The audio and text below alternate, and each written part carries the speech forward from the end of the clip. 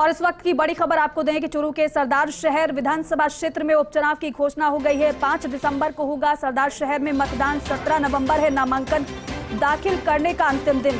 8 दिसंबर को आएंगे चुनाव नतीजे। बड़ी खबर आपको बता रहे हैं कि 5 दिसंबर को होगा सरदार शहर में मतदान और 17 नवंबर नामांकन दाखिल करने की अंतिम तारीख है। 8 दिसंबर को नतीजे आएंगे।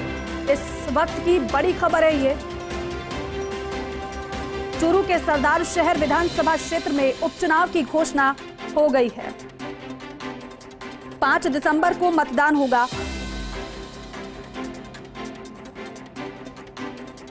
8 दिसंबर को नतीजे आएंगे। तो ये बड़ी खबर। शिवेंद्र सिंह परमार मेरे सहयोगी हमारे साथ जुड़ चुके हैं। शिवेंद्र, अब सरदार शहर अगर सीट की बात की जाए तो उपचुनाव की घोषणा हो गई है। बड़ी खबर है क्योंकि वैसे तो अगला साल राजस्थान में चुनावों का साल है, विधानसभा के चुनाव होने हैं, लेकिन उससे पहले चुनावों का सीजन शुरू हो जाएगा क्योंकि सरदार शहर जो चूरू जिले की कॉन्स्टिट्यूंसी है और वहां पर जो दिवंगत विधायक थे भंवरलाल शर्मा जिनका बीते दिनों निधन हुआ था, उसके बाद वो सीट खाली हो गई थी और जो प्रदेश का निर्वाचन विभाग है इसने उसकी सूचना भेजी थी केंद्रीय चुनाव आयोग को और आज केंद्रीय चुनाव आयोग ने इस चुनाव का कार्यक्रम जारी कर दिया है। सबसे पहले हम फर्स्ट इंडिया पर ये दिखा रहे हैं प्रदेश के दर्शकों को कि सरदार शहर कॉन्स्टिट्यूंसी है चूरू की, वहाँ 5 दिसंबर को होनी है वोटिंग। 8 दिसंबर को आएंगे नतीजे।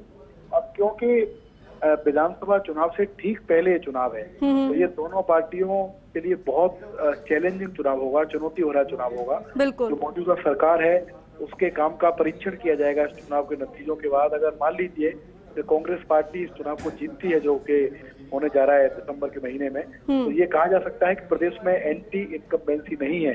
लेकिन अगर भारतीय जनता पार्टी इस चुनाव को जीतती है तो भारतीय जनता पार्टी ये कहेगी कि प्रदेश में सत्ता विरोधी लहर है और आने वाले जो विधानसभा के चुनाव हैं उनमें भी इसी तरीके के नतीजे आएंगे। तो दोनों पार्टियां कह सकते हैं कि तैयारियों में जुटेंगी, पूरा दमखम लगाएंगी क्योंकि दोनों ही पार्टियों की प्रतिष्ठा से जुड़ा हुआ ये चुनाव माना जाता है। बिल्कुल, दोनों ही पार्टी की प्रतिष्ठा से जुड़ा हुआ ये चुनाव है और वाकई में बिल्कुल शिवेंद्र आप सही कह रहे हैं। एक तरफ तो आने वाले समय में विधानसभा चुनाव होने उससे पहले उपचुनाव जीतने की कोशिश हर एक पार्टी की तरफ से की जाएगी।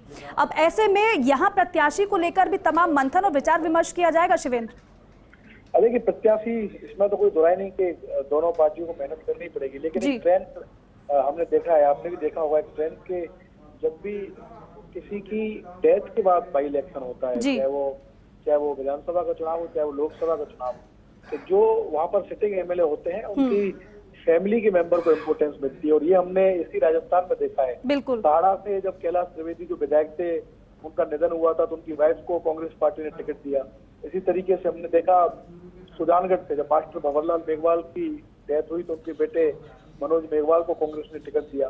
तो हो सकता है कि भंवरलाल शर्मा के परिवार से ही कांग्रेस पार्टी किसी को टिकट दे, लेकिन भारतीय जनता पार्टी के लिए थोड़ी सी मेहनत उनको करनी पड़ेगी क्योंकि कांग्रेस से ज्यादा भारतीय जनता पार्टी पर चुनाव जीतने का दबाव रहेगा। क्योंकि बीते दिनों जितने बाई इलेक्शन हुए हैं, चाहे वो सहाड़ा में हुआ हो चाहे वो सुजानगढ़ में हुआ हो, उसमें भारतीय जनता पार्टी को हार का सामना करना पड़ा है। तो यहाँ कम से कम एक कोशिश होगी कि चुनाव से पहले एक मोमेंटम बनाया जाए, क्योंकि जैसा मैंने कहा कि अगर चुनाव से पहले किसी भी पार्टी के फेवर में इस बाई इलेक्शन का रिजल्ट आता है, उस पार्टी के पक्ष में जाहिर तौर पर एक सॉलिड माहौल बनेगा, चाहे वो कांग्रेस हो चाहे भारतीय जनता पार्टी। बिल्कुल शिवेंद्र, माहौल बनाने की कोशिश तो दोनों तरफ से ही की जाएगी वाकई में। और क्योंकि अब अक्सर आप इससे पहले आपने बोला भी और सही बात भी है कि अगर इस तरीके से ऐसी सीटों पर अगर चुनाव होता है तो एक इमोशनल कार्ड खेलने की कोशिश की जाती है। और दूसरी तरफ भारतीय जनता पार्टी की अगर बात की जाए तो यहाँ पर भारतीय जनता पार्टी को भी कड़ा मंथन करने की जरूरत होगी अगर ये सीट जीतने की कोशिश बीजेपी करती है तो। देखिए जिताऊ उम्मीदवार लाना पड़ेगा क्योंकि इस पूरे अभी तक का जो 4 साल का कार्यकाल रहा है गहलोत सरकार का, इसमें 3 बाई इलेक्शन मुझे याद आते हैं और तीनों बाई इलेक्शन में ये कह सकते हैं कि भारतीय जनता पार्टी का कोई उम्मीदवार जिताऊ नहीं था। सबसे पहला बाई इलेक्शन हुआ था मंडावा में, जहाँ रीटा चौधरी चुनाव लड़ी थी और वहाँ सुशीला सिंगड़ा को टिकट दिया था भारतीय जनता पार्टी ने, बहुत करारी हार हुई थी। उसी तरह के नतीजे सहाड़ा में आए जहाँ कैलाश त्रिवेदी की वाइफ चुनाव जीत गई। इसी तरीके से सुजानगढ़ में हुआ जहाँ भंवरलाल के बेटे चुनाव जीत गए। तो ये चौथा बाई इलेक्शन है और अगर भारतीय जनता पार्टी रोज ये कहती है कि सत्ता विरोधी लहर है, जनता त्रस्त है, लोगों के काम नहीं हो रहे, तो फिर आप बाई इलेक्शन जीतिए ना। आप बाई इलेक्शन जीतेंगे तभी तो आपकी बात पर मोहर लगेगी कि लोग कांग्रेस से नाराज है। वरना एक एक करके बाई इलेक्शन कांग्रेस जीतती जाएगी तो फिर तो उनकी बात सही है कि कहीं एंटी इनकम्बेंसी है ही नहीं। तो इसीलिए मैंने कहा कि चुनावों से पहले एक बहुत महत्वपूर्ण चुनाव है और दोनों पार्टियों के लिए एक अलार्मिंग चुनाव है, अलार्मिंग। दोनों पार्टियां कोशिश करेंगी कि इस चुनाव में वो फतेह हासिल करें और आगे के चुनाव के लिए अपना मोमेंटम बनाएं। बिल्कुल शिवेंद्र, बहुत शुक्रिया आपका बातचीत के लिए, जानकारी के लिए। तो 17 नवंबर नामांकन दाखिल करने का अंतिम दिन है और 8 दिसंबर को चुनाव के नतीजे आएंगे। ये बड़ी खबर। और साथ ही साथ मेरे सहयोगी नरेश शर्मा भी हमारे साथ जुड़ चुके हैं। नरेश, आप सरदार शहर सीट पर उपचुनाव की घोषणा कर दी गई है, किस तरीके से इस अब उपचुनाव को आप देख रहे हैं? बिल्कुल, देखिए पंडित जवाहरलाल शर्मा का जो आकस्मिक निधन हुआ था उनके कारण ये सीट फिक्स हुई थी। वैसे में उपचुनाव लाजमी था क्योंकि विधानसभा चुनाव होने में भी 1 साल का वक्त है, तो ऐसे में यहाँ पर उपचुनाव होना था। और जहाँ तक अब तक के उपचुनाव का अगर हम इतिहास देखें तो जिसकी सरकार होती है अमूमन उपचुनाव में जो जीत है उनको मिलती है। खास बात यह है कि ये जो उपचुनाव हो रहा है वो तब हो रहा है जब सरकार अपनी 4थी वर्षगांठ मनाने जा रही है। तो एक तरह से मोहर भी लगेगी क्योंकि आकलन, जो राजनीतिक आकलन यही होगा कि चुनाव में हार जीत जो है वो सरकार के कामकाज से मोहर के रूप में भी जानी जाएगी। हालांकि ये देखिए उपचुनाव जितने भी अब तक हुए हैं राजस्थान में पिछले 4 साल में वो भावनात्मक हुए हैं और अमूमन अगर एक को छोड़ दें तो जो परिजनों को टिकट दी जाती है वही उपचुनाव जीते हैं। जहाँ तक आजाद सीट की हम बात करें तो ये परंपरागत रूप से कांग्रेस की सीट रही है और यहाँ पे 6 बार शर्मा है वो विधायक रहे हैं। एक बार जो है वो भारतीय जनता पार्टी ने 2008 में जीत हासिल की थी जब अशोक सिंह है उन्होंने जवाहरलाल शर्मा को हराया था। इसके अलावा यहाँ पे पुरानिया है वो विधायक रह चुके हैं, चंद्रन मनवेद है वो विधायक रह चुके हैं। लेकिन अगर और हम बात करें तो ये पंडित जी की सीट के नाम से जानी जाती है। ठीक है नरेश, बिल्कुल ठीक है नरेश, बातचीत करने के लिए बहुत बहुत शुक्रिया आपका। पॉलिटिकल एडिटर योगेश शर्मा जी भी हमारे साथ जुड़ चुके हैं। योगेश शर्मा जी, क्योंकि सरदार शहर सीट पर उपचुनाव की घोषणा हो चुकी है, अब ऐसे में इस चुनाव को आप कैसे देख रहे हैं? कितनी किसको मशक्कत करने की जरूरत पड़ेगी अब? देखिए, अभी तक जितने भी उपचुनाव हुए हैं राजस्थान में जी गहलोत सरकार आने के बाद और तमाम सीटों पर हम बात करें खींवसर की तो वहाँ आरएलपी जीती और राजसमंद में बीजेपी जीती। बाकी सभी सीटों पर कांग्रेस ने विजय प्राप्त की। तो ये जो उपचुनाव के रिजल्ट है ये सत्ताधारी दल के साथ गए हैं। मोटे तौर पर ऐसा देखने को आता भी है कि सत्ताधारी दल का बड़ा रोल होता है जी। अब सवाल ये कि कांग्रेस किसको टिकट देगी सरदार शहर में। तो अभी तक जो पुराना रिकॉर्ड है उस पुराने रिकॉर्ड के अनुसार हमने देखा कि वंश आधारित टिकट दिए गए और वो संपत्ति के आधार पर दिए गए। चाहे वो हमने सहाड़ा का देखा हो, चाहे सुजानगढ़ का देखा हो, और चूरू जिला अभी एक भी विधायक चूरू में भारतीय जनता पार्टी का केवल राजेंद्र राठौड़ को छोड़कर कोई भी नहीं है और एक रतनगढ़ में बीजेपी के विधायक है। बाकी सीटों पर कांग्रेस के विधायक है, चाहे वो राजगढ़ से कृष्णा पूनिया हो, चाहे वो सुजानगढ़ से मनोज मेघवाल हो और सरदार शहर से खुद भंवरलाल शर्मा थे, उनका निधन हो गया।